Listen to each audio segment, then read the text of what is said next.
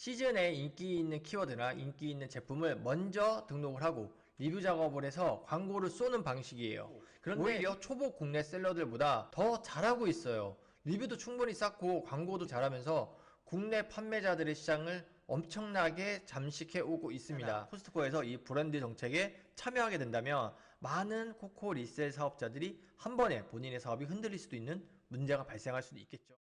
안녕하세요, 스몰마케터입니다.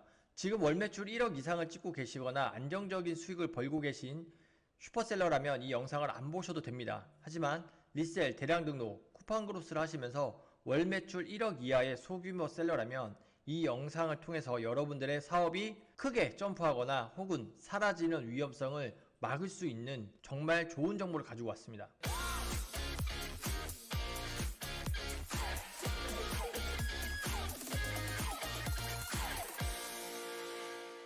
25년 시작과 더불어서 쿠팡과 플러스 스토어에서 엄청난 변화가 지금 시작이 되고 있어요. 이번 변화는 단순한 어떤 트렌드나 이슈처럼 단기적인 액션이 아닙니다. 쿠팡과 플러스 스토어의 변화에 잘못 대응하면 여러분의 사업이 한순간에 사라져버릴 수도 있는 엄청난 변화가 벌어지고 있는데요. 오늘 이러한 정보를 가지고 왔습니다. 구독과 좋아요 누르고 끝까지 봐주세요. 여러분들한테 오늘 말씀드릴 큰 변화는 크게 두 가지입니다. 하나는 쿠팡, 하나는 플러스 스토어. 일단 쿠팡부터 말씀을 드리겠습니다. 쿠팡은 작년 상반기부터 해서 온라인 셀러에게는 정말 기회의 땅으로 많이 알려졌어요. 쿠팡 그로스라는 시스템이 택배 문제나 CS 문제에서 완전 해방시켜 주기 때문에 셀러들의 시간은 점점 많아지고 1인 셀러로 판매를 할 수 있는 기회가 상당히 많이 늘어났었습니다. 그러다 보니까 쿠팡 그로스로 매출을 올렸다는 영상이 정말 많이 나왔고 유명 유튜버들이 이 관련 영상들을 찍으면서 많은 수강생들이 생겼어요. 여기서 첫 번째 문제가 발생을 했습니다. 신규 셀러들이 너무 많이 들어왔어요. 이런 사람들이 가르쳐준 쿠팡 판매 방식은 주로 시즌템을 노리는 겁니다. 시즌에 인기 있는 키워드나 인기 있는 제품을 먼저 등록을 하고 리뷰 작업을 해서 광고를 쏘는 방식이에요. 그런데 이 판매 방법은 단기간에 높은 매출을 올릴 수 있는 정말 좋은 방법이긴 합니다. 그런데 큰 위험성을 가지고 있습니다. 시즌템을 그 시즌에 소화하지 못한다면 내년까지 보관을 해야 된다는 문제가 생겨요. 즉 재고 문제가 상당히 큽니다. 이렇게 신규로 유입된 셀러들이 시즌템을 주력으로 시작을 했는데 매출이 잘 발생하지 않다 보니까 가격을 점점 내리기 시작을 했어요. 이게 선을 넘어서 역마진까지 가버렸습니다. 쿠팡 특성상 비슷한 제품은 낮은 가격이 계속 추천을 받고 트래픽을 받을 수밖에 없는 구조로 되어 있는데요. 이렇게 역마진까지 가다 보니까 기존의 정상적인 제품을 가지고 안정적으로 팔던 셀러들까지 엄청나게 큰 타격을 받게 되었어요.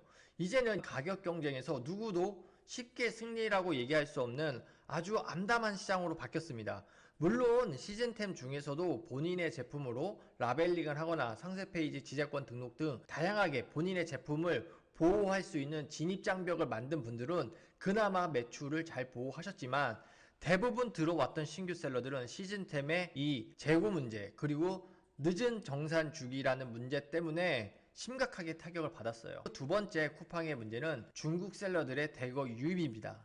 원래 중국 셀러들 문제는 예전부터 있었어요. 그런데 예전에는 마케팅이나 상세 페이지나 상품명에서 문제를 많이 보였기 때문에 국내 소비자들의 선택을 받기가 좀 어려웠습니다. 그런데 AI도 상당히 발달을 했고 마케팅 기술도 상당히 빠르게 진화했기 때문에 이제는 번역 실수나 마케팅 부족을 좀 찾아보기가 어렵고 오히려 초보 국내 셀러들보다 더 잘하고 있어요. 리뷰도 충분히 쌓고 광고도 잘하면서 국내 판매자들의 시장을 엄청나게 잠식해 오고 있습니다. 지금 중국의 경기가 대한민국보다 좋은 상황이 아니에요. 그러다 보니까 떨이라고 하죠. 중국 내에서도 이렇게 땡 물건들이 나오는데 이런 걸 바탕으로 국내에 들어오고 있습니다. 점점 국내 셀러들의 자리가 줄어들고 있고요. 이런 추세가 계속된다라고 하면은 2, 3년 내에 중국에서 가져와서 물건을 파는 시즌템 셀러들의 자리는 없을 것 같아요. 여러분들이 이러한 문제에서 벗어나고 싶다면 단기적으로 아이템 소싱이라던가 가격 전략으로 끝을 내는 게 아니라 중장기적으로 중국에서 가져오는 물건이랑 대응해서 이길 수 있는 여러분들의 무기가 필요한 시점이 됐습니다. 더 이상 미룰 시간이 아니고요. 여기에 새로운 전략을 세워서 대응하시는 분들만이 아마 쿠팡 그로스에서 계속 돈을 벌 수 있을 것 같습니다. 두 번째, 네이버 플러스 스토어입니다. 네이버 플러스 스토어에는 기존의 판매자들의 판매 방식을 무너뜨리는 그러한 변화가 감지가 되었는데요. 최근 발표된 정책에 따르면 이 브랜드 스토어에 대한 권한이 상당히 강화가 돼서요. 내 브랜드가 허가되지 않은 판매자한테 판매가 될 경우에는 그 물건을 막을 수 있는 권한까지도 부여가 되는 것 같습니다.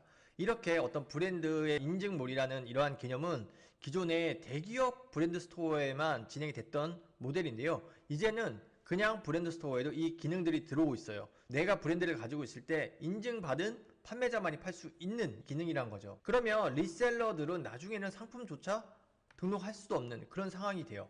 한마디로 브랜드를 키워가는 사람들에게는 정말 호재이지만 리셀러들에게는 정말 재앙인데요. 왜 이러한 기능들이 나오냐면 네이버는 쿠팡과 정반대의 전략을 가기로 했어요. 쿠팡을 해보신 분들은 다 아시겠지만 쿠팡은 어떤 브랜드를 만들어 주는 데 있어서 상당히 인색합니다. 브랜드가 키워진다 하더라도 본인들의 PB 상품으로 바로 그 브랜드에 대한 시장 가치를 꺾어버려요. 시장을 나눠먹는다는 뜻이죠. 근데 네이버는 정반대로 우리 플러스 스토어 안에서 브랜드를 키워가라는 형태로 바뀌는 거예요. 쿠팡은 너네대로 그냥 이것저것 물건을 다 파는 형태로 간다라고 하면은 우리는 백화점이나 아울렛처럼 본인들만의 특색이 있고 그 다음에 평가도 좋은 물건들을 파는 판매자를 키워주겠다라는 정책으로 가고 있습니다. 이러한 플러스 스토어의 브랜드 보호는 앞으로 추가적으로 더 많이 발생할 것이라고 생각이 되는데요. 이러한 기능이 강화되면 강화될수록 리셀러들의 입지, 대량 등급 판매자들의 입지는 줄어들 수밖에 없다라고 생각을 해요. 코스트코 리셀의 경우에는 가능성은 적지만 만에 하나 코스트코에서 이 브랜드 정책에 참여하게 된다면 많은 코코 리셀 사업자들이 한 번에 본인의 사업이 흔들릴 수도 있는 문제가 발생할 수도 있겠죠. 이제는 작은 브랜드들도 속속 브랜드 스토어를 런칭을 하고 있는데요. 이 기업들이 어떠한 결정을 내릴지 모르겠지만 리셀이라는 모델이 분명히 점점 설 자리를 잃어가는 것은 틀림이 없는 것 같습니다. 리셀이나 시즌성 상품 혹은 대량 등록이라는 모델이 없어지지는 않을 겁니다. 하지만 분명히 쿠팡과 네이버가 이렇게 시장을 흔들기 때문에 판매 모델에 어떠한 변화를 가져와야 되는 것은 분명히 맞는 것 같아요. 이제는 시장 자체가 줄어들기 때문에 남들과 다른 무기 하나 정도는 꼭 만드셔야 되는 시점입니다. 그 생존 무기를 우리는 마케팅이라고 부르는데요. 판매 방식을 배우지만 마케팅을 배우는 분들은 별로 없어요.